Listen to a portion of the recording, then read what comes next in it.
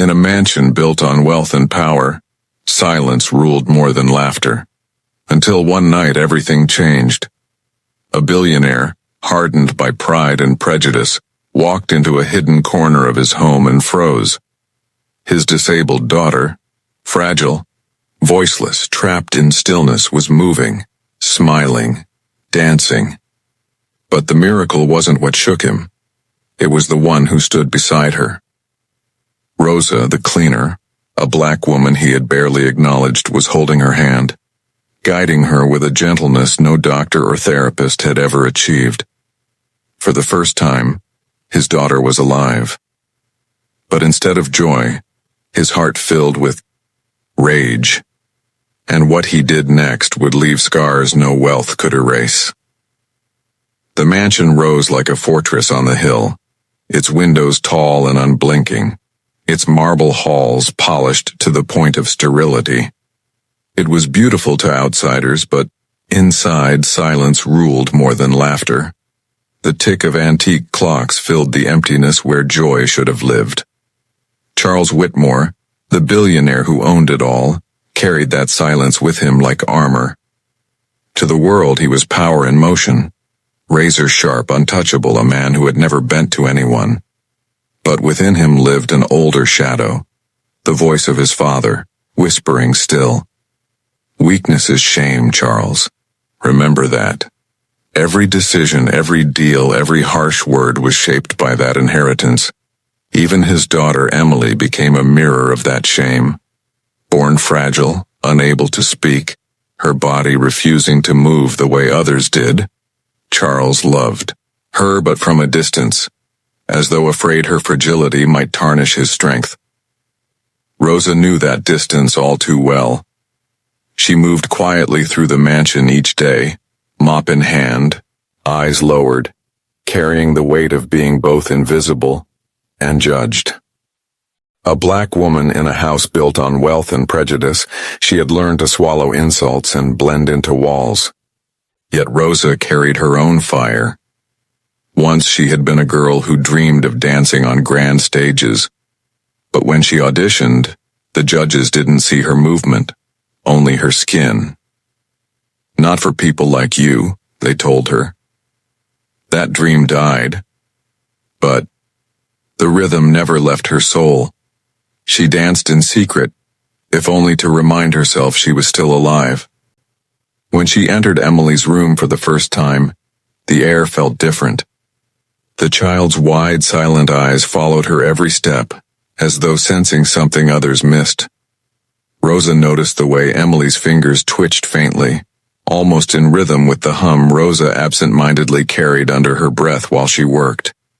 Where Charles saw limitation, Rosa saw possibility.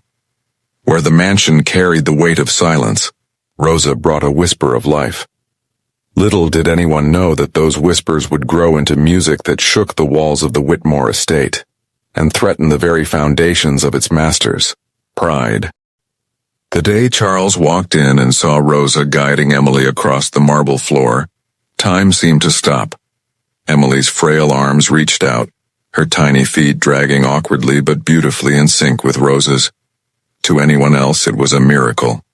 To Charles, it was trespass.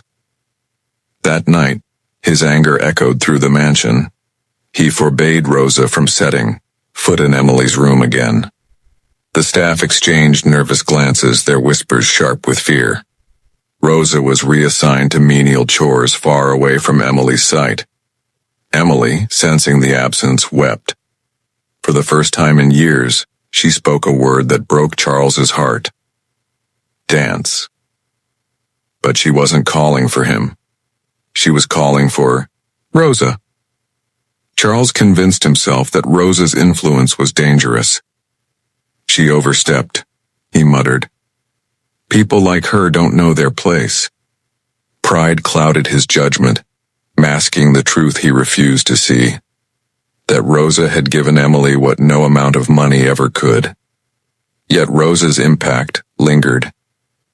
Emily hummed softly to herself, trying to mimic the steps Rosa had taught her. Nurses and therapists failed to engage her, but the memory of Rosa's touch kept her spirit alive. Staff members, many of whom shared Rosa's struggles, noticed Emily's transformation and whispered of Rosa's quiet courage. Beyond the mansion, whispers grew louder. At a high society dinner, Charles overheard cruel gossip. Imagine a servant teaching the Whitmore heir to dance. Disgraceful. Their laughter burned him. His empire, built on control, was now stained with scandal. And worse, deep down, he knew the truth.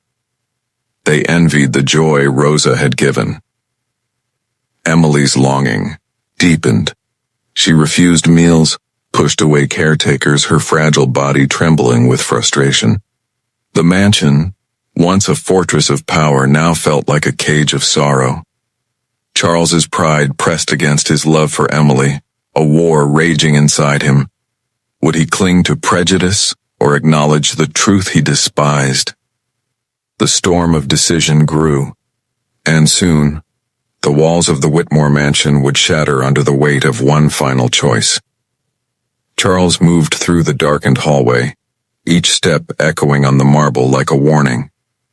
His father's voice still haunted him. "Weakness is shame, Charles. Never allow it in your house."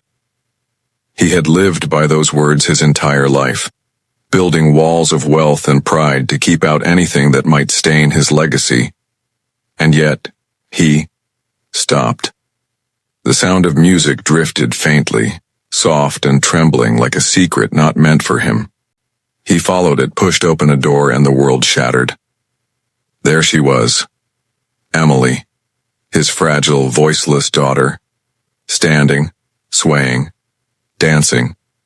Her eyes glowed, her lips curved in a smile so pure it seemed borrowed from another lifetime. But it wasn't just the miracle of movement that stunned him. It was who stood beside her. Rosa, the cleaner. A black woman he had never really seen, though she had walked these halls for years. Her hands cradled Emily's, guiding her in gentle arcs, her humming filling the air with warmth that had never existed in this house of cold marble and ticking clocks. For one flicker of a heartbeat, Charles felt something crack inside him. Awe, gratitude, almost love. Then it turned. Rage surged. His face flushed, the world closing in. How dare she? His father's voice thundered inside his skull. This house is not for them. Remember your blood. The rhythm broke. His fists clenched. The music faltered as he stormed forward. Enough. The word thundered from his chest. Emily stumbled. Rosa caught her. Charles's pulse raced faster, sharper. Guards appeared at the door, tension splintering the air. Moments blurred. Rosa's voice rose in protest, hurried, pleading. Emily reached out, her tiny fingers trembling, her eyes begging her father not to destroy the one light she had found. But Charles, blinded by pride, moved too fast, too furiously. The mansion, once silent, now trembled with chaos. His roar, Rosa's cries, Emily's silent screams. And with every heartbeat, the walls seemed to whisper what Rosa had always known. Wealth builds cages, but love breaks chains. In the days that followed, silence returned, but this time it was unbearable. Emily refused food, turned away from the light, and her once bright eyes dimmed. The therapists came back, but she ignored them. No one could reach her. The joy Rosa had sparked had been ripped away, leaving emptiness behind. Charles roamed the mansion at night, haunted by the image of Emily collapsing on the marble, haunted by her cries for Rosa. For the first time, he questioned everything he had built. What use was wealth if it could not heal his daughter's broken heart? Pride had blinded him, and prejudice had cost Emily her only happiness. At last, he did something unthinkable. He humbled himself. Alone, without guards or cars, He ventured into the neighborhood he once mocked. There, above a crowded street, in a small apartment he found Rosa. She was sitting by the window, her presence calm, her strength unbroken despite the pain he had caused. With trembling words, Charles begged her forgiveness. He asked not for her service, but for her love, for Emily. Rosa's silence stretched long, her eyes searching his.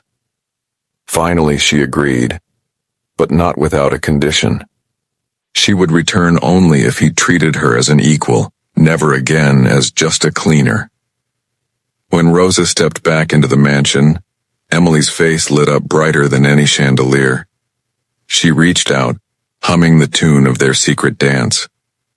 Charles watched, tears in his eyes, as the woman he had once dismissed gave his daughter back, her life. The story spread, not as a scandal but as a transformation. People whispered that even the proudest man had been humbled by love. And it left one haunting question for all who heard it. How many lives remain trapped in silence because we let prejudice blind us from seeing the humanity in others?